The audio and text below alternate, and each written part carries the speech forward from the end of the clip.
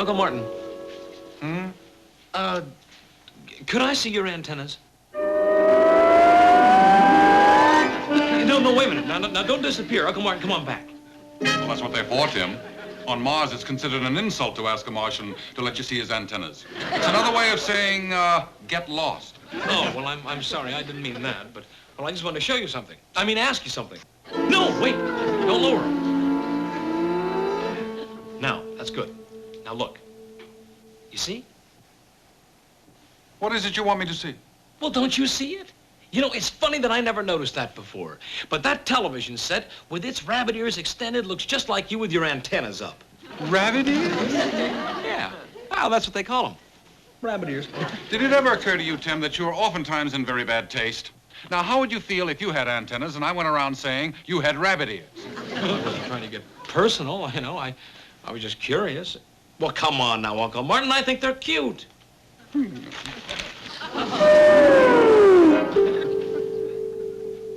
Can you get TV? Huh? You know, television reception. Now, you got the antennas. Can you get the picture? That is the most naive, unsophisticated question of all time. Oh, I'm sorry, Uncle Martin. I just thought. Don't apologize, Tim. You didn't know. Of course I can get television and AM radio, FM programs, stereo, ship-to-shore telephones, and private police calls. What?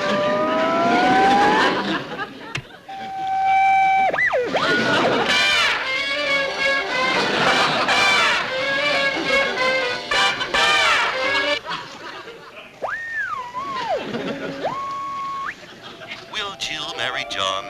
Will John be good to Jill? Tune in tomorrow for another episode in the lives of John and Jill. That's the most amazing. Of course, television is a bit more complicated. I have to do it in a darkened room. I project the picture on the wall through my eyeballs. But I need a converter and a roof aerial for you to see me. I'm on Martian wavelength, and I have to get unscrambled. Well, do another. Do another radio. All right. Calling car 32. Calling car 32. We know where you are. Proceed to 3rd and Main. Disturbance. Street fight. That is all. And this is how I turn me off.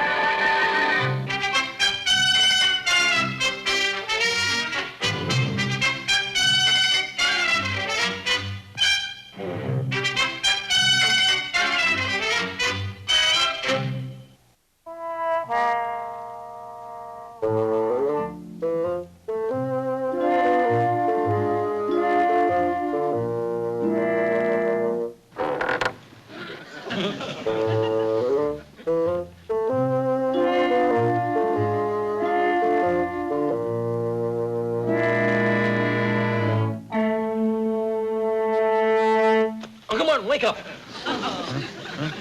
Wake up, you were snoring. What? Wake up, you're snoring. Oh, I am? Yeah, well, you're not now, because I woke you up. But before, when you were asleep, you were snoring. Well, must be your Earth's atmosphere. A Martian never snores on Mars. Has something to do with your oxygen syndrome. I'm sorry. Uncle Martin, look. Why don't you just raise your antennas? What? Well, remember last summer when you had a cold? Well, you used to sleep with your antennas extended because, well, you said it balanced your sinuses. What's that got to do with now? Well, you told me it was good for snoring. Now, if you could get your sinuses balanced, you wouldn't snore. Tim, are we really going to sit up? Did you really wake me up to discuss the passage of your Earth's oxygen through my Martian membrane? Look, if you just sleep with your antennas extended, you won't snore, and then we can both get some sleep. I mean, if I had antennas, I'd do the same thing for you. All right, but please don't wake me again. I'm going to have to sleep very hard to make up for this interruption.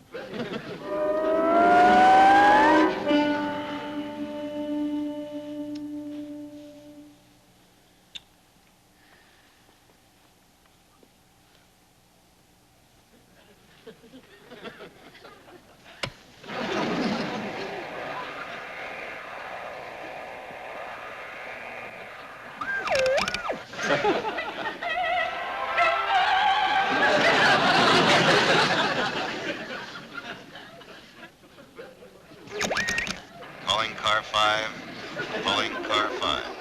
Break-in jewelry store. 299 South Madison. 2 men.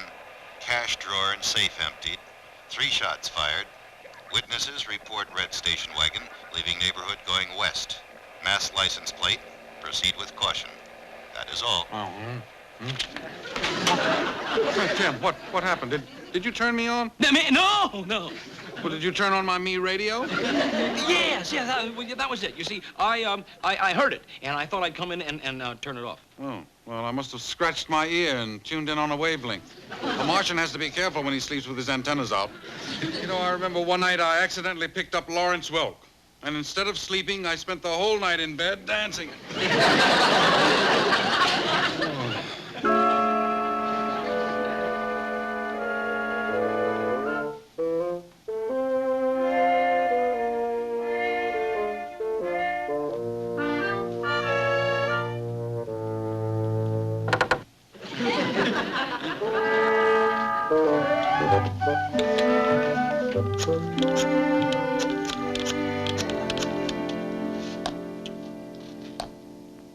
Hello? Police station? Oh, look, I'd like some information on the robbery that you had last night. The one at 299 South Madison. Oh, yeah, all right, I'll hold on.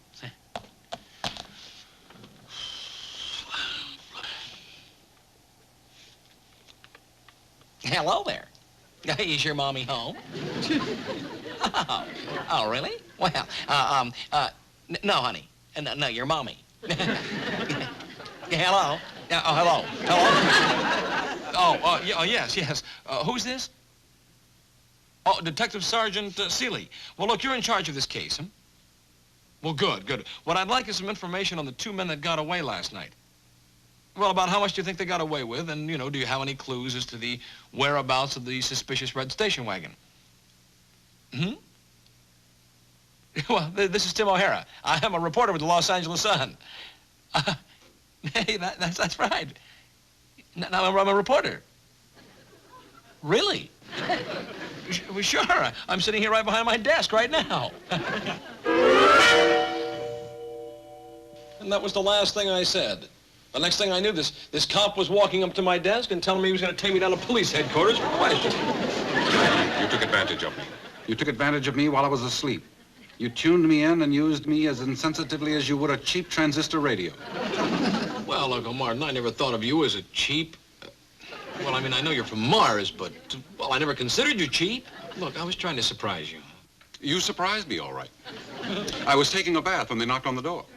How would you like to be standing in the middle of your living room, in your soap suds, while 2 policemen smiled and said you're wanted downtown for questioning? Hi. Talking it over? I'm Detective Sergeant Seeley. And you're Tim O'Hara, and his uncle Martin J. O'Hara. Sergeant, you're making a mistake. Well, it won't be the first time. I took your telephone call, young man. I sent my boys out to pick you both up. You see, you have some information about a robbery that occurred last night that was broadcast only on our new private 2-way transmitters. Now, the only one that could know about these crimes are we, the police, and you, the guilty. Oh, come on, Sergeant. Now, you don't think. That's right, I don't think. I'm a policeman. I merely find a fact and track it down. Now, all you have to tell me is how you know what you know and how much you know.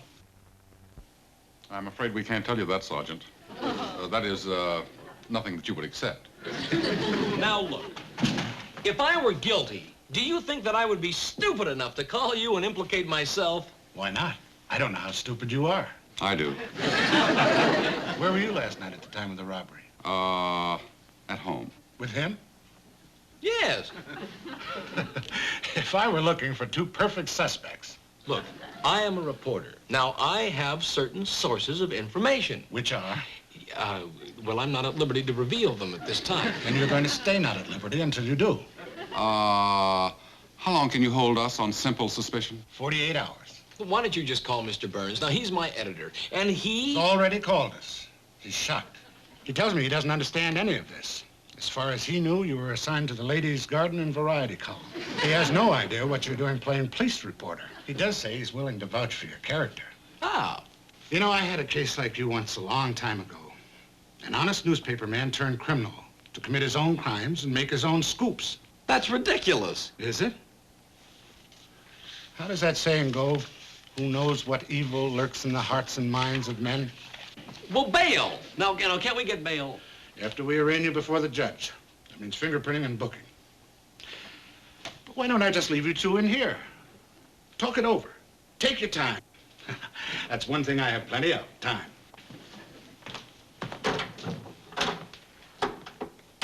Tim, I can't be fingerprinted. I have no fingerprints. I can't be mugged. I have a face that has no prior record on Earth. Unless, of course, they want to go back to the Civil War. Matthew Brady did take a picture of me then.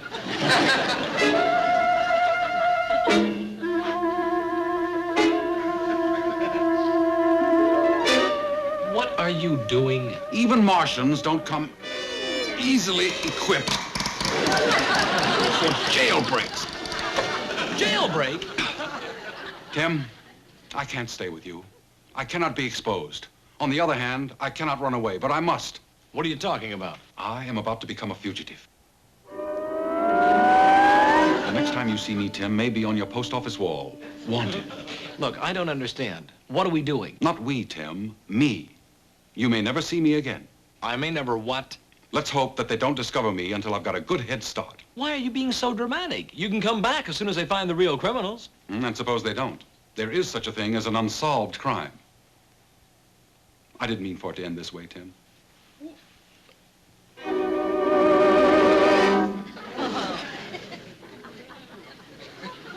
Martin? Hey!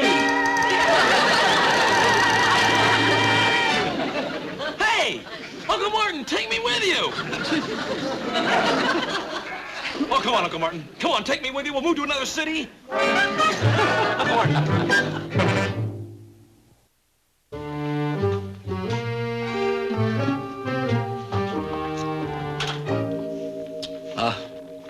I'm a little thirsty. I'd like to get a drink of water. Sure, Sonny. Right down the hall. Fountain's on the right. Oh. Well. I was just coming to see you. You were? Oh, well, I want to get some water. Thirsty. Well, sure. Fountain's right there.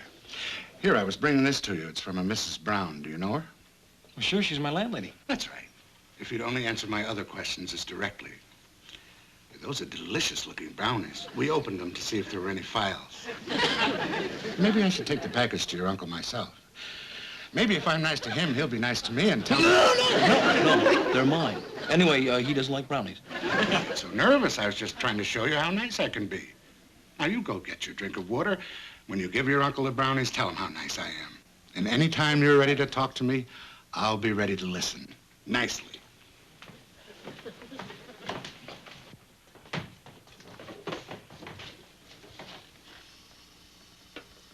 Look how he's clutching that package, like a security blanket. 3 trips to that fountain and that kid'll tell us anything. Just leave him alone and we got it made.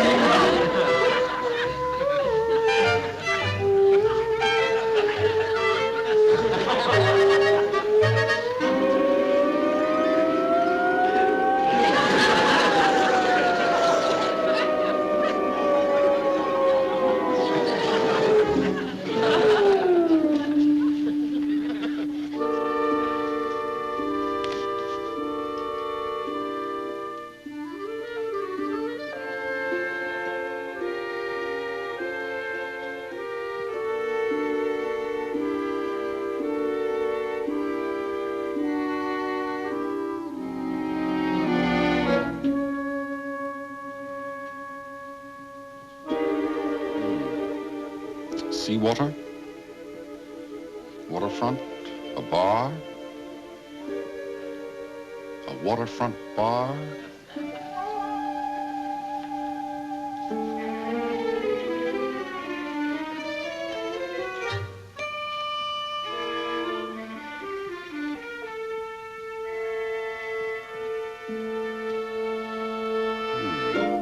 Greasy kid stuff. Two tall men.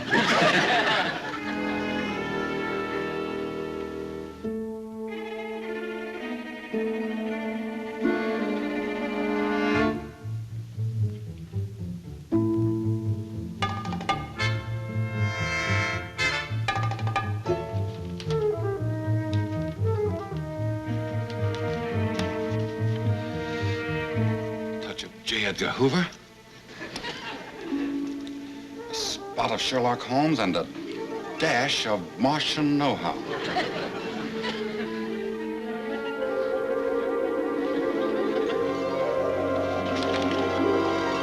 Large footprint.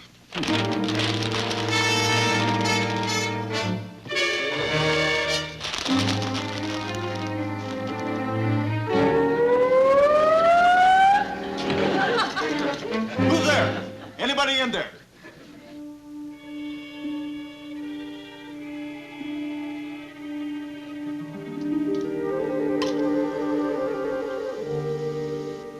That's two. One more trip and that kid talks. How about if I go in, talk to him? New face. I told you, one more trip to the fountain. He's getting scareder and scareder, thirstier and thirstier. Just leave him alone and we got it made. It's called the cracking point.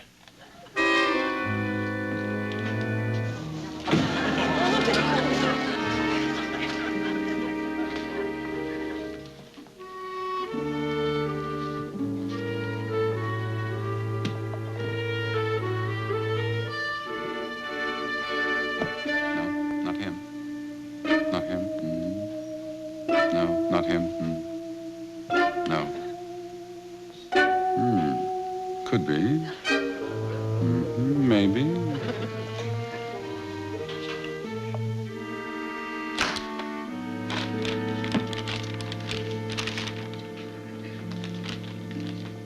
Good evening, gentlemen. I represent the Happy Time Shoe Company. This is our Happy Time, based on the wonderful story of Cinderella. As you remember, Cinderella went to the ball and met Prince Charming. She danced with Prince Charming. Then she had to go home because it was 12 o'clock and she was about to turn into a pumpkin. As she left, she dropped her slipper. Prince Charming picked it up, and the next day he went throughout the city trying to find Cinderella. Now just think of me as Prince Charming, and if you have the magic foot that matches our imprint, we will keep you in shoes for the next 20 years. Doesn't fit? Get out of here, buddy. We don't want any. You don't want to get hurt and I'll get lost. Doesn't fit either. Look, you want a fat lip or a busted head? Do I have a choice? Cool it, Harry. Remember, he said to be positive and not to get into any trouble. That's it. A third person. But who? Who doesn't want to get you into trouble? Beat it. Seeley? Detective Sergeant Seeley?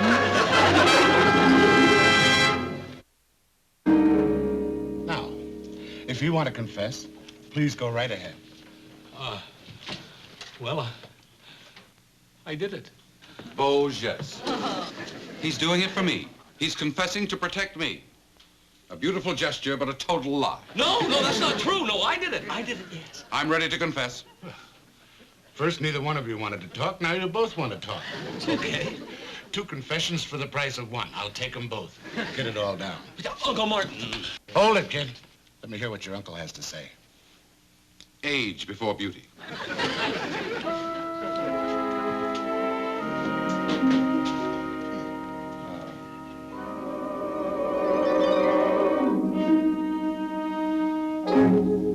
I committed the robbery at 299 South Madison. My accomplices were 2 waterfront bums, Jim and Harry. You see, there were 3 of us, not 2 of us. We broke in the back door. We didn't have to. I had a key, but I wanted to make it look real. I tripped as we went in. I was scared. I'd never done anything like this before. I was nervous.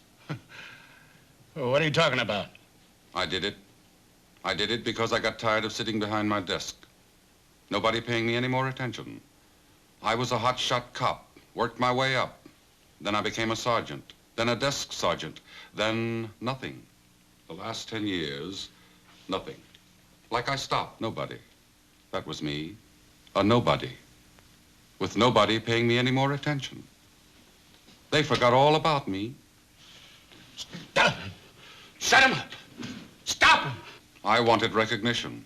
They were taking me for granted. Shut him up. I told you to shut him up. I don't want to hear him. I want the kid. I want to hear the kid talk. I want to hear him confess. You're tired, Sergeant, you know. You're tired. Out!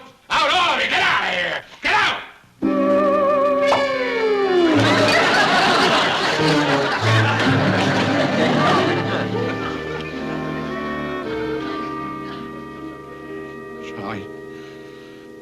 Charlie, come help me. I am tired. I'm sorry. I didn't mean to hang you guys for this. It's just that I got so involved. Come on, Bill. You know what it is, Charlie? I did it to myself. When are you humans going to learn to have a sense of values? An appreciation of the good things you have? Uh-oh. Quick, quick, guard the door.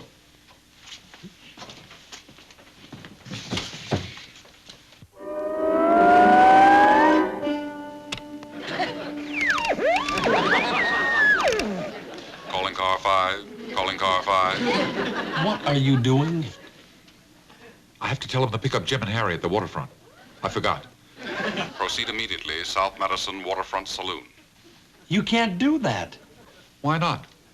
I'm more than just a simple receiver. I'm also a sender. 2 men answering to the names Jim and Harry. They're liable to come in here. You got your antennas up. There are times when you must be bold. There are times when you must be brave. Do you know who said that? Fred Allen? No, I did. Car 5. Proceed immediately, South Madison Waterfront Saloon.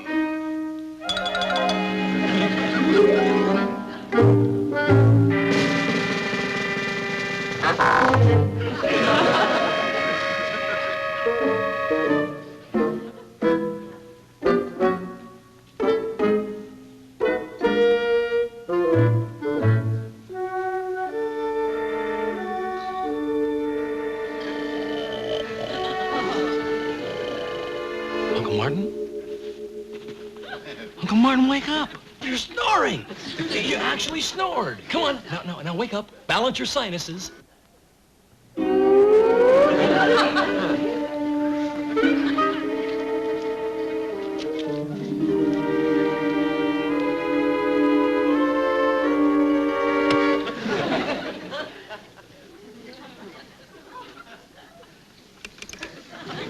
Rock-a-bye, baby, on the floor. Go to sleep, the broadcast has stopped. Will you please go to sleep? I put a lock on my transmitter. Your radio station, Uncle Martin, is off the air for the night.